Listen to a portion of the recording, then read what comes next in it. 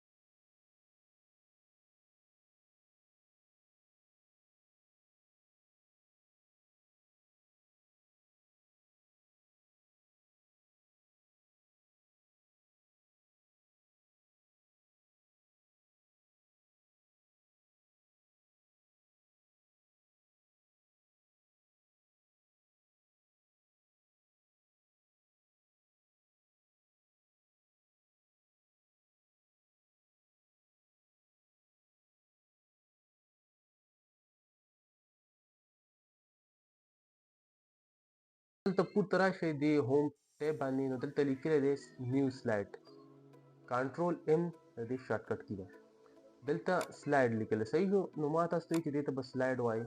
که زه دغه شانتې ورډ ته راشم ایم ایس ورډ ته او په ایم ایس ورډ کې زه تاسو ته دا کولاو کړم نو دې ته مونږ پیج وایو. صحیح شوه؟ دا اوس چې مونږ ته کوم کولاو شو دې ته مونږ پیج وایو. که زه ایکسل ته راشم او ایکسل زه تاسو ته کولاو کړم نو دا زموږ سره دی شیټ او بیا په دې کې ورکشیټ دې ته ویل کېږي چې زموږ سره دا لاندې چې تاسو وینئ دا زموږ سره شیټ دی. که دلته دې پلس باندې زه کلیک کړم نو دلته زما سره 2 شیټ راغله نو دې ته مونږ بیا وایو ورکشیټ. دوه چې کوم زموږ سره شیټونه دي که دا دوه دي او که لس دي نو دې ته مونږ وایو ورکشیټ وربوک. صحیح شو، ورکشیټ یا وربوک. او دا کم یو چې دی دا یو نو دې ته بیا مونږ وایو شیټ. دغه شانتي په پاور پوینټ کې چې کوم دی دې ته وایي سلاید. دا یو سلاید دی. صحیح شو، په دې پسې ته بیا بعد کې اخلې نور سلایډونه هم اخیستې نو دا زموږ سره یو سلاید دی. نن په پاور پوینټ کې زه تاسو ته هغه بیسیک څیزونه ښیم چې کوم نه پاور پوینټ شروع کیږي او په کوم پاور پوینټ کار کوي. صحیح شو، چې لږ شانتي کلاس به واخلو چې تاسو صرف بیسیک ته لاړ شئ چې تاسو صرف پاور پوینټ هغه انټروډکشن چې کوم څیزونه ورته وایي هغه تاسو وپېژنئ چې کوم څیزونه دي. صحیح شو، خو زه پریکټیکل تاسو ته ځکه ښیم چې پریکټیکل څیز چې وي دا زر یادېږي، دا دماغو کې زر کښېني او په دې باندې کار هم ډېر اسان وي. که فایل کې زموږ سره انفو دا نیو او اوپن فرنټ دی دغه شانتي سیو ایز او سیو دی. صحیح شو، نو د دې خپل کار وي.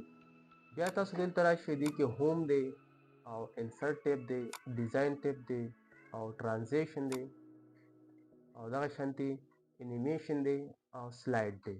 سلاید شو چې ما تاسو ته وی چې دا زموږ سیو کولی شي. صحیح شو، دې چې ته کله سیو وایي نو دا به تاسو سره سیو شي. دلته زموږ سره وګوره ته کمپیوټر ټیبس باندې دا یو پیج دا یو سلاید چې کوم دی دا